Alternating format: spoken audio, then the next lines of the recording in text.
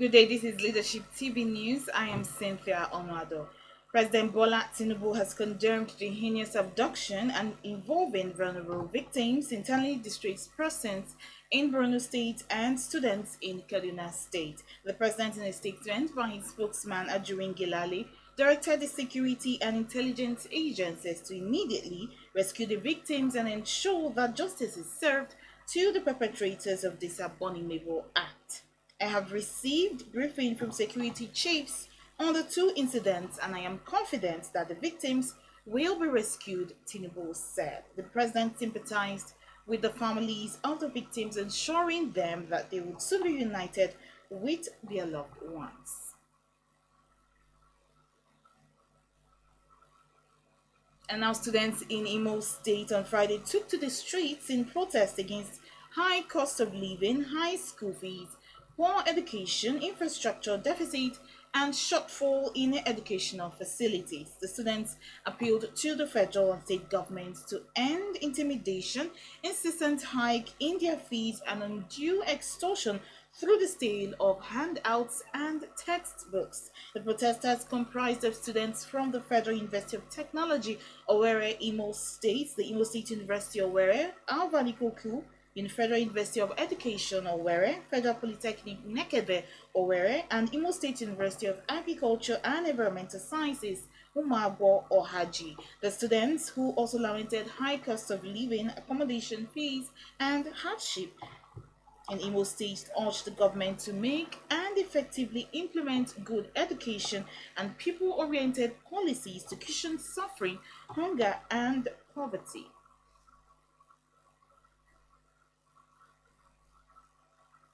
The senator representing Anambra South Central District and chairman of the Senate Committee on Petroleum Downstream, Ifeanyi Uba, has vowed to expose all fraud associated with the contract and management of the turnaround maintenance TAM of the nation's refineries. Senator Uba made the vow in a statement he made available to newsmen after his appointment on Thursday as chairman of the Senate ad hoc committee mandated to investigate the turnaround mandate maintenance TAM of the nation's refineries. The committee was also mandated to investigate all contracts awarded for the rehabilitation of the four refineries. The lawmaker promised that his committee would be committed to ensuring that the investigation was thorough, fair, and that the outcome ultimately brought about positive changes in the management of the nation's refineries. The Conference of Civil Societies have honored five most outstanding women who are impacting the national development landscape and enhancing the renewed hope agenda of President Bola Tinubu administration on the occasion of this year's International Women's Day. A statement signed by Adams Otaku, chairperson, Conference of Civil Societies and coordinator, Civil Military Corporation CIMICO, identified the five women as the Minister of Industry, Trade and Investment, Doris Uzoka Anite, Special Advisor to the President on Policy Coordination, Hadiza Bala Usman, and Director General of the National Pension Commission, Aisha Dahir Umar. Others include the Director General of the National Agency for Food and Drug Administration and Control, Professor Modishola Adeyeye, and the Managing Director of the Federal Airports Authority of Nigeria, FAN, Mrs. Olubumi Kuku.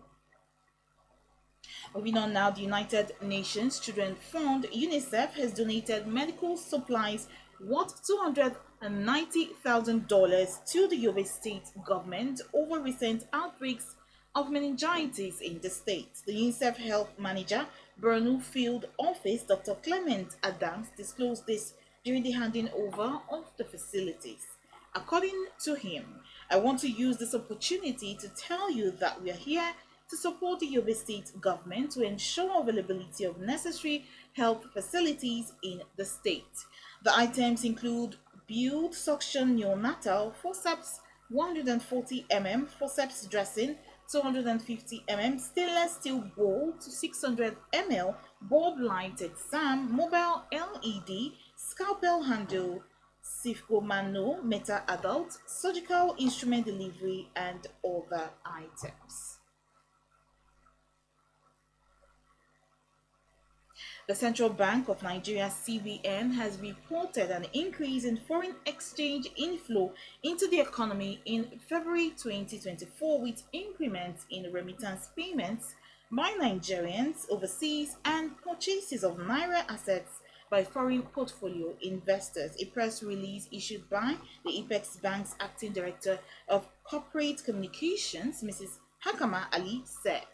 The bank's data indicates that overseas remittance rose to 1.3 billion US dollars in February 2024, more than four times the 300 million US dollars received in January. Foreign investors purchased more than 1 billion US dollars of Nigerian assets last month, with total portfolio flows of at least 2.3 billion dollars compared to $3.9 billion seen in total for last year, she added. She said higher FX inflows continued in March 2024, driven by increased investor interest in short-term sovereign debt following the recent adjustments to benchmark interest rates.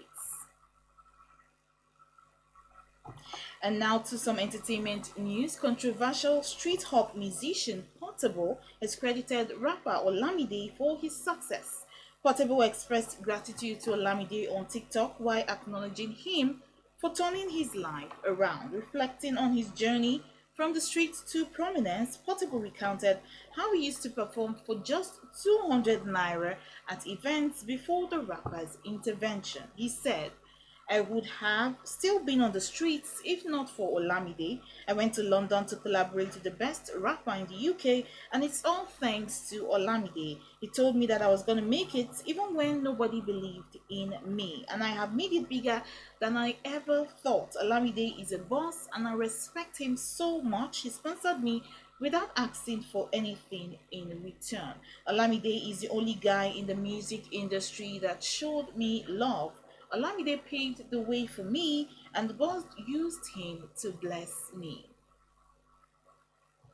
Well, on that note, we end the news here on Leadership TV. For more of our news stories, you can log on to our website www.leadership.ng.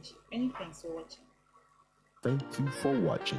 For sponsorship and advert placements, please contact 080-3688-6158. Last Word Leadership Podcast Studio. You have the last word.